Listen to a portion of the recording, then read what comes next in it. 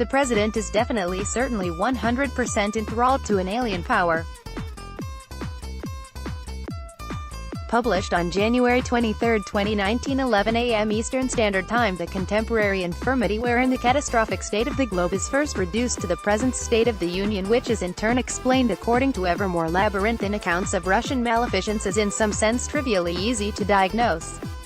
Red Scare politics, which had more appeal for liberals than we like to recall, has retained its popularity even after the death of Soviet communism, not least because it offers the satisfying fantasy wherein individuals with corrupt souls can be purged from fundamentally decent institutions and democracy can function properly again, thus excluding the intolerable possibility that this present world is the one democracy hath wrought. It is the Democrats' version of Make America Great Again. Correspondingly, what really amps up the libidinal fervor around the new Red Scare is that Mr. MAGA was part of it all, thus promising that America could be made great again by tossing out the guy who promised to make America great again. It is an ironic inversion worthy of a mid-list novel. This is not to dispute that Russia meddled in the 2016 elections and that the current president was half-witting participant. Okay, let's talk about that. Among all facts ever ranked by interest, we will have to agree that the revelation of Russian meddling ranks very low. You would need a vast crowd-sourced virtual encyclopedia to keep track of election meddling by, for example, the United States. It's what nations do if they have the capacity. There is no way that a person could find this significant because no one in the world is that naive. The question of whether the president is enthralled to an alien power is more interesting.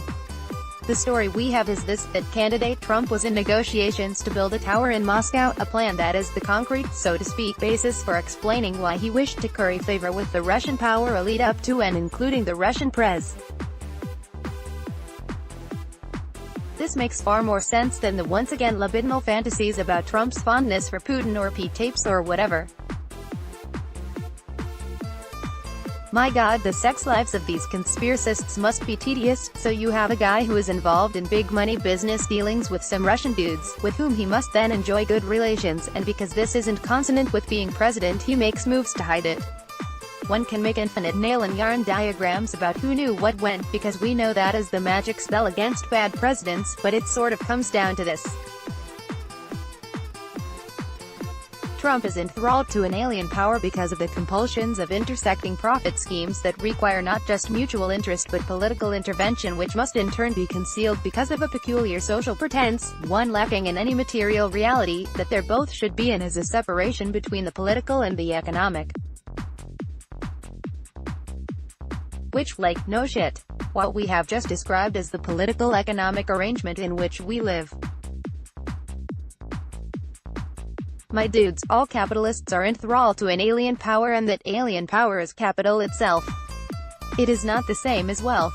It is the great and entangled set of relations that both compel and allow for the increase and concentration of wealth.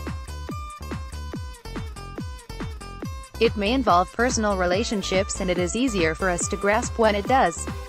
Mostly, it does not.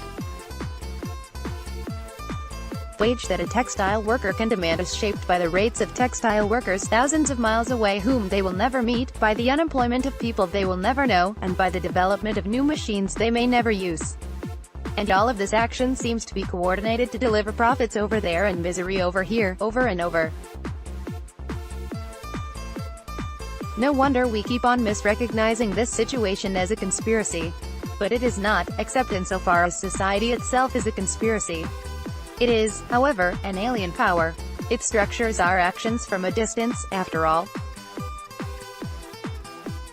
It exists outside of us, but it passes through us, using us for its own sustenance.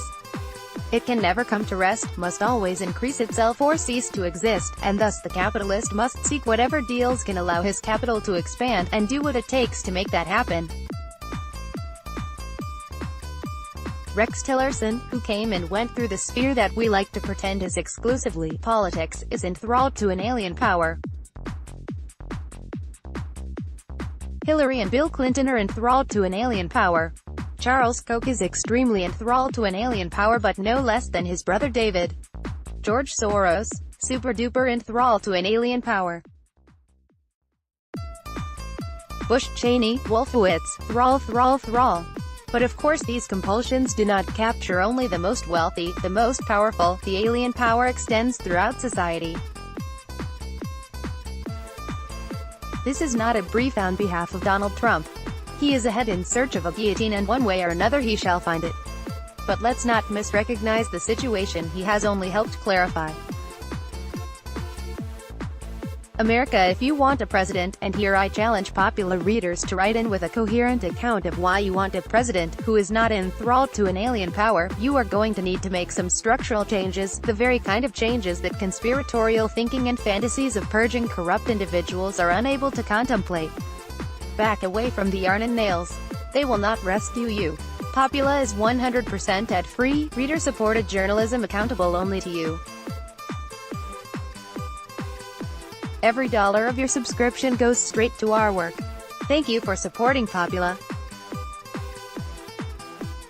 Joshua Clover, published on January 23, 2019, 11 a.m. Eastern Standard Time. Published on January 23, 2019, 9 a.m. Eastern Standard Time. Published on January 22, 2019, 5 p.m. Eastern Standard Time. Published on January 22, 2019, 4:15 p.m. Eastern Standard Time. Published on January 22, 2019, 3:30 p.m. Eastern Standard Time. Published on January 22, 2019, 12 p.m. Eastern Standard Time. Published on January 22, 2019, 11 a.m. Eastern Standard Time. Published on January 22, 2019, 9 a.m. Eastern Standard Time. Published on January 21, 2019, 4:12 p.m. Eastern Standard Time. Published on January 21, 2019, 3:30 p.m. Eastern Standard Time. Joshua Clover at Joshua Clov 3R. You must admit though that girls who go through a very intense Rasputin phase are absolutely a type.